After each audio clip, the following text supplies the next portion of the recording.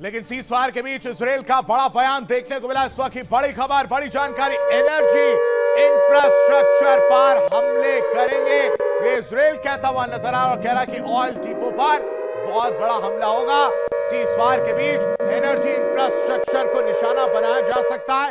Israel की तरफ से कहा जा रहा है कि बहुत भीषण हमला किया जाएगा, जिसमें ऑयल डिपो पर भी बहुत बड़ा हमला इजराइल कर सकता है। बस ट्रंप के आदेश का इंतजार है, यानी इजराइल वही काम कर रहा है जिसका इंतजार वो लगातार करता है। आग में घी डालने का काम वो कर रहा है। वो बैठा हुआ है पैनी नजर गड़ाए हुए।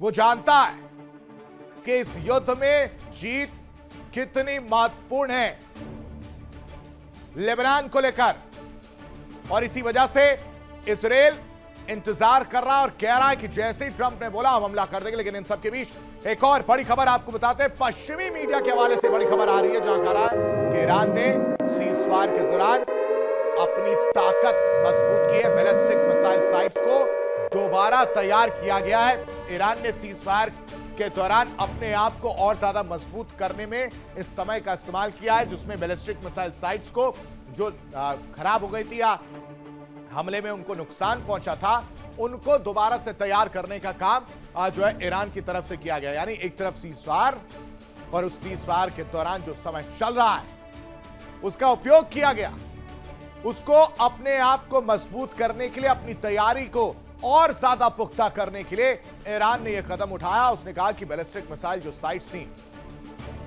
जिन पर हमले किए गए थे, जिन नुकसान पहुंचा गया, उसको हम और ज्यादा मजबूत करेंगे ताकि आने वाले समय में हम जवाब दे पाए अगर अमेरिका हमला करता है। तो ये दो बड़ी खबरें जो ये बता रही हैं कि अभी भी महायुद्ध की आहट सुनाई दे रही है। नेतन्याहू कह रहे हैं कि हमें इंतजार है। नेतन्याहू कह रहे हैं कि हमें इंतजार है, डोनाल्ड ट्रंप जैसे ही कहेंगे हम हमला कर देंगे, हम करारा प्रहार करेंगे। बस इंतजार है ट्रंप के आदेश का, और निशाने पर होंगे ऑयल डिपो, निशाने पर होंगे एनर्जी इंफ्रास्ट्रक्चर। और यह सारा बयान दर्शकों सीजफायर के बीच में आया है, जिसमें नेतन्याहू यह कहते हुए नजर आ रहे, लेकिन ईरान ने भी कहा है कि जो सीजफायर के दौरान हम अपने आप को मजबूत करेंगे, क्योंकि हमें भरोसा नहीं है अमेरिका पर, वो हमला कर सकता है। मिडिल ईस्ट में इस वक्त सिर्फ मिसाइलों की जंग नहीं चल रही है। मिडिल ईस्ट में इस वक्त बातचीत के लिए भी दुनिया परेशान है। दुनिया की 3 सबसे बड़ी ताकतों के बीच रणनीति का महासंग्राम छिड़ चुका है। एक तरफ अमेरिका है, जिसके राष्ट्रपति डोनाल्ड ट्रंप लगातार ईरान को धमकी दे रहे हैं, कह रहे हैं कि वक्त खत्म हो रहा है। सीजफायर को लेकर कह रहे हैं कि वो कभी भी टूट सकता है। आईसीयू में आखिरी सांसें गिन रहा है।